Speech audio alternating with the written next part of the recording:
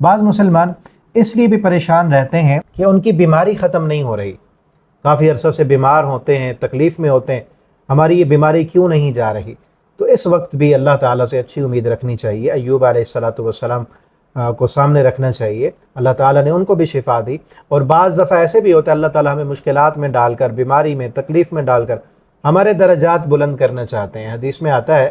نبی کریم صلی اللہ علیہ وسلم نے فرمایا ایک بندے کا اللہ جنت میں مقام بناتے ہیں، وہ اپنے عمل کی وجہ سے اس مقام تک نہیں پہنچ پاتا تو اللہ تعالیٰ اس کو تکلیف دیتے ہیں، بیمار کرتے ہیں،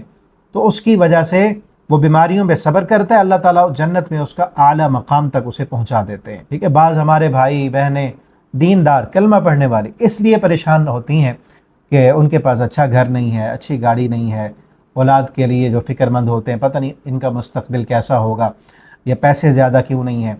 ٹھیک ہے، یہ بھی وجوہات ہو سکتی ہیں۔ تو اس میں بھی اللہ رب العالمین کے ساتھ اچھی امید رکھنی چاہیے، جس رب نے یہاں تک ہمیں سب کچھ دیا ہے اور اب آگے دینے پر بھی قادر ہے، اور اگر اللہ نے غربت میں رکھا ہے